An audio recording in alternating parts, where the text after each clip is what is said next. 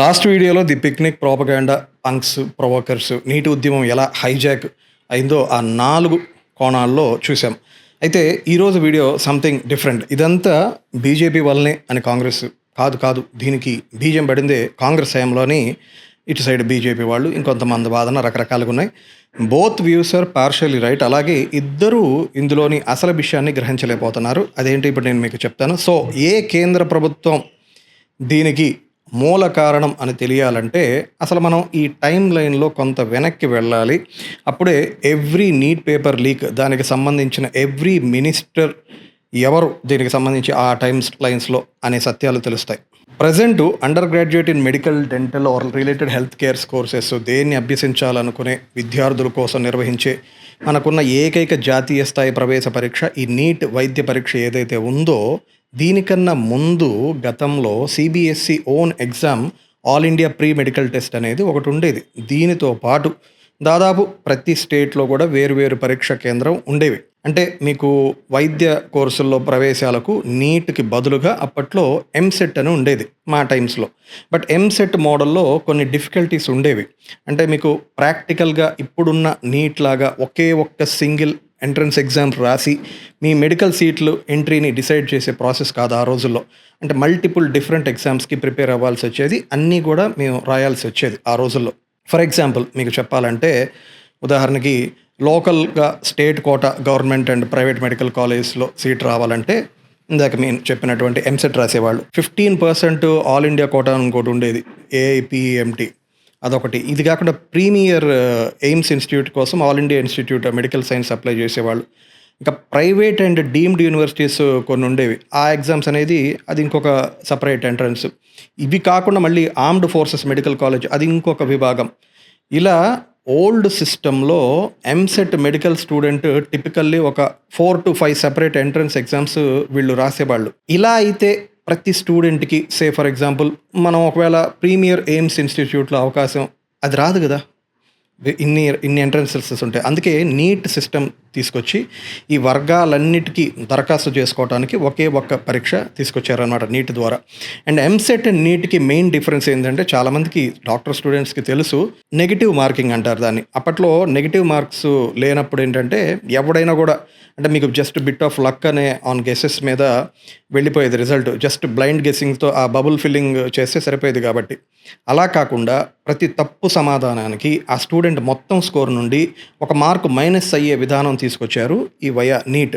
Of course సరైన సమాధానానికి ఒక +4 మార్కులు లభిస్తాయి. ఆల్సో టై బ్రేకింగ్ రూల్స్ అవి వేరే ఉంటాయి, అది వేరే విషయం. బట్ నెగిటివ్ మార్కింగ్ -1 మార్క్ అన్నప్పుడు ఏమైంది, స్టూడెంట్ స్ట్రాటజీ చాలా ఆచితూచి వ్యవహరించాలి. అఫ్కోర్స్ ఇక్కడ కూడా గెస్సింగ్ ఉంటుంది, బట్ మీరు కాన్ఫిడెంట్గా 2 ఎలిమినేట్ చేస్తేనే అది వైబుల్ ఆప్షన్ అయింది. అందుకనే కేవలం ఒకే ఒక్క జాతీయ స్థాయి పరీక్ష నిర్వహించాలనే ఆలోచన, అంటే ఒకే పరీక్ష ఒకే ప్రమాణం మరియు రాష్ట్రాల వారిగా ఉండే ఈ గందరగోళం లేని విధానం వాస్తవానికి ఇది 2009 ప్రాంతంలోనే సుప్రీంకోర్టు చేసిన సూచనల ఫలితంగానే పుట్టుకొచ్చిందని చెప్పాలి. ఆ తరువాత మెడికల్ కౌన్సిల్ ఆఫ్ ఇండియా 2010 డిసెంబర్లో నీట్కు సంబంధించి అధికారిక ప్రకటన ఒకటి విడుదల చేసింది. ఇక్కడ చాలా మందికి తెలియని ఒక ముఖ్యమైన విషయం ఏంటంటే, ఆ 2010 నాటి ప్రకటన కాంగ్రెస్ నేతృత్వంలోని యూపీఏ ప్రభుత్వం హయాంలోనే జరిగింది. కాబట్టి కాంగ్రెస్ పార్టీయే నీట్ని ప్రారంభించింది, అదే మూలం అనే విషయం అక్షర సత్యం. అయితే డిస్కషన్లో తరచుగా విస్మరించబడే విషయం ఏంటంటే, నీట్ పరీక్ష 2010లో జరగలేదు, 2011లో కూడా జరగలేదు. వాస్తవానికి నీట్ పరీక్ష మొట్టమొదటిసారికి మే 2013లో నిర్వహించబడింది. ఆ తర్వాత కాలం 2 నెలలకే, అంటే 2013 జూలై 18 అనుకుంటా, సుప్రీంకోర్టు ఆ విధానాన్ని పూర్తిగా రద్దు చేసింది. దేశంలోని ప్రతి వైద్య కళాశాలపై ఒకే ఉమ్మడి ఈ పరీక్షను బలవంతంగా రుద్దే చట్టపరమైన అధికారం మెడికల్ కౌన్సిల్ ఆఫ్ ఇండియాకి లేదని కోర్టు తీర్పిచ్చింది. దాంతో అమల్లోకి వచ్చిన కొద్ది నెలలకే నీట్ పరీక్ష వ్యవస్థ రద్దయింది.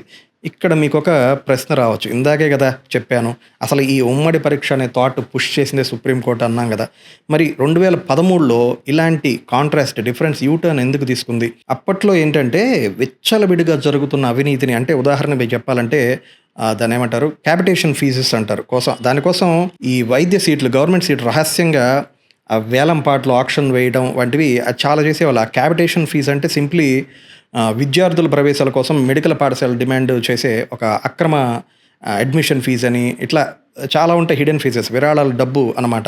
ఇంకా చాలా రకాలు ఉండేవి స్కామ్స్ చేసేవాళ్ళు. లైక్ మీకు చెప్పాలంటే ఉద్దేశపూర్వకంగా మెరిట్ జాబితాలో పాస్ అయిన విద్యార్థులను కూడా ఫెయిల్ చేయడం కావాలని. ఎందుకంటే వాళ్ళకి ఇంటెన్షన్ ఏంటంటే మేనేజ్మెంట్ కోటా కింద సీట్లు అమ్ముకోవడానికి, అంటే ఆర్టిఫిషియల్గా వేకెన్సీస్ సృష్టించి ఇలా వైద్య కళాశాలల పేరుతో కమర్షియలైజేషన్ అండ్ కరప్షన్ తారస్థాయికి వెళ్ళిపోవడంతో, అలాగే 10 వేరు రకాలు ఇందాక చెప్పుకున్నాం కదా, అన్ని రకాల పరీక్షలు రాయటం వల్ల కలిగే తీవ్రమైన ఆర్థిక మరియు ప్రయాణ ఒత్తిడి కూడా విద్యార్థులకి ఇప్పుడు చూస్తున్నాం కదా, ఎంతమంది ఏడుస్తున్నారో. ఒక్క మినిట్ లేట్ వచ్చినా కూడా, ఒక్క సెకండ్ లేట్ వచ్చినా లోపలికి పంపిట్లా. మరి అన్ని డిస్టెన్స్ వెళ్ళి రాయాలంటే ఎంత కష్టం. దేశవ్యాప్తంగా అందుకే యూనిఫామ్ మెరిట్ బేస్ స్టాండర్డ్ ఒక్కటే పరీక్ష ఉండాలని సుప్రీంకోర్టు 2009లో ఒకే జాతీయ పరీక్ష కోసం ఈ ఐడియా పుష్ చేసింది. అయితే 2013లో ఈ బెనిఫిట్స్ లేవని సందేహించినందువల్ల దాన్ని రద్దు చేయలేదు. చట్టపరమైన కారణాల వల్లే రద్దు చేశారు. మెడికల్ కౌన్సిల్ ఆఫ్ ఇండియా హద్దులు దాటిందని 2:1 సుప్రీంకోర్టు మెజారిటీ ఏమని దీని మీద డిసైడ్ చేశారంటే, రాష్ట్రాలు, ప్రైవేట్ కళాశాలలు ఏవేవైతే ఉంటాయి, ఈ సంస్థలన్నీ కూడా విద్యా సంస్థలు ప్రవేశాలకి తమ సొంత పద్ధతుల్లో నిర్వహించుకునే రాజ్యాంగ హక్కుని హరించడానికి మెడికల్ కౌన్సిల్ ఆఫ్ ఇండియాకి చట్టపరమైన అధికారం లేదని. అంటే భారతదేశం మనది ఏంటి, ఫెడరల్ స్ఫూర్తి కదా, ఫెడరల్ దేశం కాబట్టి రాష్ట్రాల స్వయం ప్రతిపత్తి అటానమీ ఆధారంగానే ఈ తీర్పు వచ్చిందనమాట. ఆ తీర్పుతో నీటి తలుపులు మూసుకుపోయాయి. కానీ 3 సంవత్సరాల తర్వాత 2016లో అదే సుప్రీంకోర్టు మరింత బలమైన ప్రయోజనాలను దృష్టి పెట్టుకొని ఆ నిర్ణయాన్ని ఉపసంహరించుకుంది. సో కాంగ్రెస్ ప్రభుత్వం ఇది ఎందుకు తెచ్చింది? Private colleges mafia, high commercialisation and corruption in government medical colleges, private college జరుగుతున్నాయి కాబట్టి ఇది తెచ్చింది. నాకు కూడా చెప్పాలంటే ఒక ఎగ్జాంపుల్, పర్సనల్ ఎగ్జాంపుల్. చిన్నప్పుడు డాక్టర్ అవ్వాలని ఉందని మా స్కూల్ ప్రిన్సిపాల్కి చెప్తే, డబ్బులు లేకుండానే డాక్టర్ అయిపోతావా అని మా ఆర్థిక పరిస్థితి గురించి హేళన చేసి ఆయన నా డ్రీమ్ మొత్తం నీరు కార్చే మాటలు అన్నాడు. అఫ్కోర్స్ మా ఫైనాన్షియల్ సిచ్యువేషన్ నిజంగానే బాగోలేదు. కానీ అతను అలా కాకుండా, నిజమేరా బయాలజీ, ఫిజిక్స్, సైన్స్ సబ్జెక్ట్స్లో నువ్వు బాగా స్కోర్ చేస్తున్నావు, ఫోకస్ పెట్టి ఎంసెట్లో ర్యాంక్ సాధిస్తే నీ డాక్టర్ కళ నెరవేరుతుంది, ర్యాంక్ ఒకటే కొంచెం బాగా కష్టపడు అని ఎంకరేజ్ చేస్తుంటే ఆ కథ వేరేలాగా ఉండేదేమో. మా చిన్నప్పుడు వచ్చిన జెంటిల్మెన్ సినిమా కూడా దాని నేపథ్యమే కదా. సో అంటే ర్యాంపెంట్ కరప్షన్ని క్రష్ చేసేందుకే 2009లోనే సింగిల్ నేషనల్ టెస్ట్ అనే ఐడియా ఫామ్ అయింది. నా ఎప్పుడో ఫామ్ అయినప్పటికీ 2014 మరియు 2015లో నీట్ విధానం అమల్లోకి రాలేదు. అప్పుడు మళ్ళీ పాత పద్ధతిని ఏఐపిఎంటి మరియు వివిధ రాష్ట్రాల ప్రవేశ పరీక్షలే నిర్వహించబడ్డాయి. ఇలా ఉండగా ప్రశ్నాపత్రం లీక్ అయిన మొదటి పెద్ద ఘటన సరిగ్గా అప్పుడే జరిగింది. ఇది ఎప్పుడు జరిగిందంటే 2015 మే 3. ఆ ఇయర్ హర్యానా పోలీస్ ఒక పెద్ద చీటింగ్ ఆపరేషన్ బహిర్గతం చేసింది. ఈ గ్యాంగ్ ఒక్క రాష్ట్రంలో కాదు, అనేక రాష్ట్రాల్లో వ్యాపించిన పెద్ద నెట్వర్క్ ఉన్న ముఠా. అప్పట్లో దీన్ని బ్లూటూత్ స్కామ్ అని పిలిచారు. ఎందుకంటే చిన్న వైర్లెస్, మన సినిమాల్లో కూడా కామెడీగా చూపించేవాళ్ళు, ఆ ఇయర్ పీసెస్లో దొంగచాటుగా ఎగ్జామ్స్ హాల్లోకి తీసుకెళ్లి ఎగ్జామ్స్ రాశారనమాట. చూసారా, మీరేమో అసలు కాంగ్రెస్ చేశారా, బీజేపీ చేశారా అని కొట్లాడుకుంటున్నారు. కానీ అసలు దొంగలు విద్యార్థుల్లోనే ఉన్నారు. అలాంటి దుర్మార్గుల్ని కన్న తల్లిదండ్రులు కలియుగ రాక్షసులు, వాళ్ళకంటే ఏం తక్కువ కాదు. ఇలాంటి వాళ్ళ వల్లే కష్టపడే స్టూడెంట్స్ సఫర్ అవుతున్నారు. రిజర్వేషన్ కోసం మనం చాలా సీట్లు కోల్పోతున్నాం అనేది ఎంత చర్చించాల్సిన అంశమో, కంటికి కనపడని ఇలాంటి ఫ్రాడ్ స్టూడెంట్స్ అండ్ పేరెంట్స్ని అరికట్టడం అంతకన్నా పెద్ద సవాల్. సరే, ఇక మన టాపిక్లోకి వస్తే, ఆ బ్లూటూత్ స్కామ్ సమయంలో బాధ్యత వహించిన మంత్రి ఎవరు?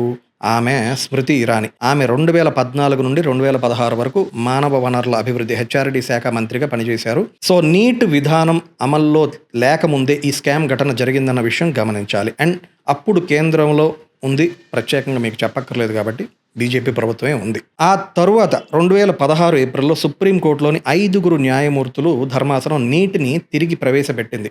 2 వేర్వేరు దశల్లో నిర్వహించాలని ఆదేశించారు. అప్పుడు ఒకటి మే 1న, మరొకటి జూలై 24న. ఈ 2 దశల మధ్య వ్యవధిలో, అంటే 2వ దశకి సరిగ్గా ముందు, అంతర్రాష్ట్ర స్థాయిలో మోసాలకు పాల్పడుతున్న ఒక ముఠాను ఉత్తరాఖండ్ పోలీసులు అరెస్ట్ చేశారు. వీళ్ళు ఏం చేశారంటే, విద్యార్థుల నుండి 10 నుండి 30 లక్షల రూపాయల వరకు వసూలు చేస్తున్నట్లు సమాచారం. అలాగే ఈ ఆపరేషన్స్ని సేఫ్ హౌసెస్లో, అంటే రహస్య స్థావరాలు అని పిలిచిన ప్రదేశాల నుండి ఈ వ్యవహారం మొత్తం నడిపారు అని పోలీసులే తేల్చి చెప్పారు. చూసారా, ఇక్కడ కూడా కల్ప్రిట్స్ చదువు లేని మొద్దులు, డాక్టర్స్ అవ్వాలని డబ్బులు ఇచ్చి సీటు కొనుక్కునే ప్రయత్నం చేస్తున్న స్టూడెంట్స్ అండ్ పేరెంట్స్.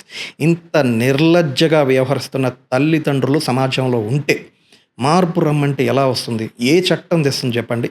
అఫ్కోర్స్ అలా అని మనం చట్టాన్ని కఠినం చేయకుండా, రిఫార్మ్స్ తేకుండా మానకూడదు. ఈ బ్లూటూత్ స్కామ్లో గమనించాల్సిన ఇంకో ముఖ్యమైన విషయం ఏంటంటే, ఉత్తరాఖండ్ పోలీసులు అరెస్ట్ చేసింది ఎవరిని? ఇంటర్ స్టేట్ చీటింగ్ నెట్వర్క్ అంటే అంతర్రాష్ట్ర దొంగలు.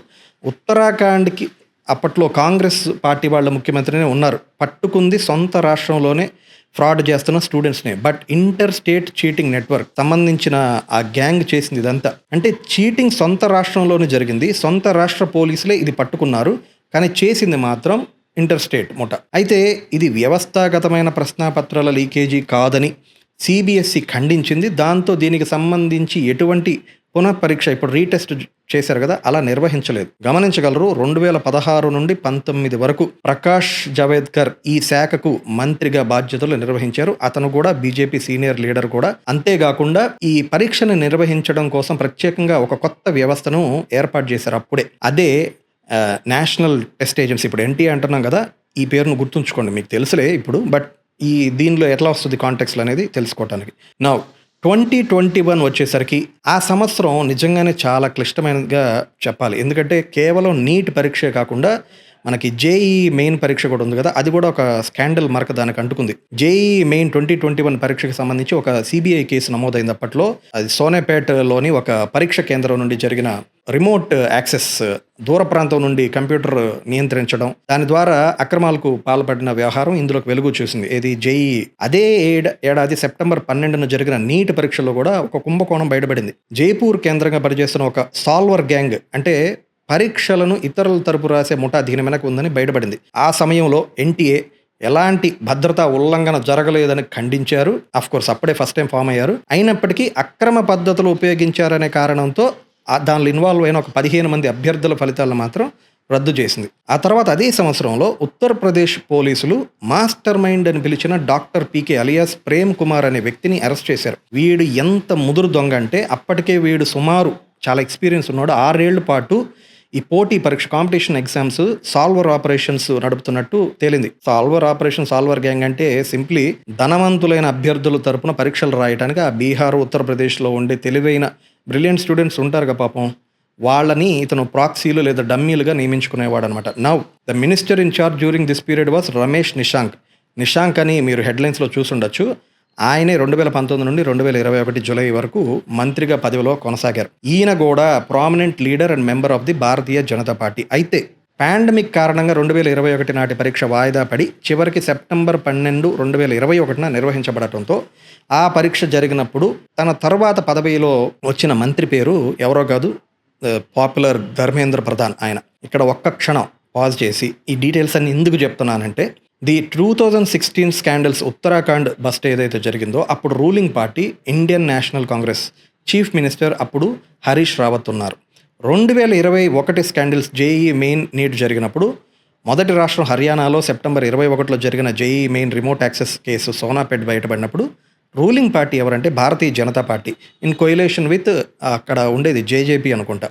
Chief minister at the time Manohar Lal Khattar. ఆ తర్వాత ఇంకొక రాష్ట్రం కూడా చెప్పుకున్నాం కదా, రాజస్థాన్. 2021 నీట్ పేపర్ లీక్, ఇదేమో వాట్సాప్ సికార్ జైపూర్ కేంద్రంగా జరిగినప్పుడు రూలింగ్ పార్టీ ఎవరంటే ఐఎన్సీ, అదే ఇండియన్ నేషనల్ కాంగ్రెస్. అప్పుడు ఆయన అశోక్ అనే ఒక చీఫ్ మినిస్టర్ ఉండేవాడు. మూడవ రాష్ట్రం ఉత్తరప్రదేశ్ అండ్ బీహార్ కూడా. ఆ మాస్టర్ మైండ్ ఇందా చెప్పాను గారు ప్రేమ్ కుమార్ సంబంధించిన కేసు అప్పుడు ఉత్తరప్రదేశ్ అతను అరెస్ట్ అయిన చోట అనమాట. రాష్ట్రానికి ముఖ్యమంత్రిగా మనకి తెలిసిందేగా ఆదిత్యనాథ్ నేతృత్వంలో ఉన్న భారతీయ జనతా పార్టీ పాలనలో ఉంది. బీహార్, ఇక్కడే అతని ప్రాక్సీ సాల్వర్ కార్యకలాపాలు ప్రారంభమయ్యాయి. ఇక్కడేమో మనకందరూ తెలిసిందే ఆ ముఖ్యమంత్రి నితీష్ కుమార్ ఉన్నారు. ఆయన ఇప్పుడు జేడీయూ మరియు బీజేపీ పాలన కూటమియే కదా, అలయన్సే కదా ఎన్డీఏలో. ఆ తర్వాత ఇయర్స్లో కూడా జరిగాయి. నేను ఆల్రెడీ నీట్ 2024 స్కాండల్ అనే వీడియో చేశాను ఛానల్లో, అది మీకు ఓపిక ఉంటే చూడండి. కాబట్టి ఎవ్రీ ఇయర్ గురించి నేను చెప్పుకుంటూ పోతే పెద్ద సోది చేట భారతం అయ్యిద్ది, అక్రమ భారతం ఇది. బట్ ఈ డేటా చూస్తే మనకి ఏం అర్థం అవుతుందంటే, టెక్నికల్లీ పరీక్షల కుంభకోణాల విషయానికి వస్తే ఏ రాజకీయ పార్టీ కూడా నైతికంగా పై చేయి సాధించలేదు. అందరూ దొంగలే. ఈ వ్యవస్థ అన్ని రంగాల్లోనూ సమానంగా విఫలమయ్యింది. ఒక పక్క రాజస్థాన్, ఉత్తరాఖండ్లో కాంగ్రెస్ పాలనలో మొదలైన ప్రశ్నాపత్రాల లీకులు, ప్రాక్సీ కార్యకలాపాలు ఏవైతే ఉన్నాయో దాన్ని బీజేపీ ఎత్తి చూపిస్తుంటే, ఇంకొక పక్క హర్యానా, ఉత్తరప్రదేశ్లో బీజేపీ పాలన పనిచేస్తున్న హైటెక్ గ్యాంగ్, ఆ సాల్వర్ గ్యాంగ్స్ విషయంలో కాంగ్రెస్ సరిగ్గా అదే ఫింగర్స్ పాయింట్అవుట్ చేస్తుంది బీజేపీ వైపు. ఇద్దరిలో ఎవ్వరూ జవాబుదారీతనం తీసుకోకుండా విద్యార్థుల్ని మాత్రం సంక్షోభంలోకి నెట్టేస్తున్నారు. ఈ రోజుకి అదే జరుగుతుంది. కానీ ఏ స్కాండల్ జరిగినా అల్టిమేట్లీ ఒక నిర్మాణాత్మకమైన పరీక్ష వ్యవస్థ ఘోర వైఫల్యానికి గురి అవ్వటానికి చదువు తెలివితేటలు లేని దద్దమ్మలైన తమ కొడుకులు కూతుళ్ళని ఎట్లయినా సరే డాక్టర్ చేయాలనే తల్లిదండ్రుల దురాశ ఈ మొత్తం కెటాస్ట్రోఫిక్ ఫెయిల్యూర్ అవ్వటానికి మూల కారణం అని చెప్పచ్చు. అంటే greedy parents provided the black market cash. ఈ నల్లధనం దురాశ మార్కెట్లో ఆర్గనైజ్డ్ క్రైమ్ నెట్వర్క్ని పెంచి పోషించే ఆన్ టాప్ ఎన్టీఏ వంటి పరీక్ష సంస్థలు అక్రమాలను అడ్డుకునేంత పటిష్టమైన భద్రతా వ్యవస్థను రూపొందించడంలో ఘోరంగా విఫలవడంతో ఈ స్కాండల్స్ నిరంతరం జరుగుతూనే ఉన్నాయి. అసలు ఇప్పుడు వెలుగులోకి వచ్చింది ఏంటంటే దొంగ చేతికే తాళాలు ఇచ్చారు. ఎన్టీఏలోనే దొంగలు ఉన్నారు, బయట ఎక్కడో లేరు. సో ఇది సామాజిక నైతిక విలువలు మరియు ప్రభుత్వ భద్రతా వ్యవస్థ రెండు ఒకే సమయంలో కుప్పకూలిపోయినటువంటి పరిస్థితి. మీకు ఉదాహరణ చెప్పాలంటే ఫర్ ఎగ్జాంపుల్ ఒక డెత్ మిస్టరీ సాల్వ్ చేయాలి. ఒకడు చనిపోయాడు, ఇన్వెస్టిగేషన్ ఆఫీసర్ ఇన్వెస్టిగేషన్ చేస్తున్నప్పుడు అక్కడ విషం కత్తి రెండు ఉన్నాయి. విషం వల్ల చనిపోయాడా కత్తి వల్ల చనిపోయాడా అని ఇన్వెస్టిగేషన్ చేస్తారు, అది వెరీ నార్మల్. కానీ కత్తి వచ్చి ఇది విషం చేసింది హత్య అని సాక్ష్యం చెప్పడం, ఆర్ విషం వచ్చి లేదు లేదు చూడు కత్తిపోట్లు కనిపిస్తున్నాయి కదా ఇది కత్తే చేసింది, అది ఎలా ఉంటుందో ఈ స్కామ్స్ అండ్ స్కాండిల్స్ అన్నీ అలాంటివి. ఇక్కడ సమాజం అండ్ ప్రభుత్వం వేరువేరు కాదు, కానీ ఇద్దరూ కలిసిపోయాయి. ఇప్పుడు చెప్పుకున్న ఈ కత్తి విషంలాగా విషం పూసిన కత్తిలాగా మారితే దానికి పరిష్కారం ఏంటి? అలాగే ఇలాంటి కథనాలన్నింటిలోనూ తరచుగా వినిపించే ఒక పదం ఏమిటంటే ఇది మెడికల్ మాఫియా, అస్సలు అదే మొత్తం ఇదంతా చేస్తుంది అని అంటుంటారు. కానీ నిజంగా అలాంటిది ఏదైనా ఉందా, లేక ఒక స్కేరీ సౌండింగ్ లేబులింగ్ వేసేసేస్తే ఆ ముద్ర వేస్తే అవునవును ఇదంతా మెడికల్ మాఫియానే చేసేసారనే డైవర్షన్ కోసం వాడుతున్నారా? Because the actual truth underneath it is a lot messier. ఇప్పటి వరకు డిస్కస్ చేసిన అంశాలన్నిటికంటే కూడా అఫ్కోర్స్ అది ఖచ్చితంగా మాట్లాడాల్సిన అంశం. అండ్ ఈ సిరీస్ ఆశాంతం చూసేటప్పుడు ఇదెంత complicated subject and several dots connect చేయాల్సిన సెవరల్ కాంప్లెక్స్ ఫ్లాస్ ఉన్న టాపిక్ ఇది. సో దీన్ని పూర్తిగా దీని అర్థం ఏంటి, అంతరార్థం ఏంటి, పైకి కనిపించని నిగూఢమైన రాజకీయాలు ఏమేమి ఉన్నాయి అనేది అప్పుడే అర్థమవుతుంది సిరీస్ మొత్తం ఫాలో అయితే. Stay healthy and stay happy.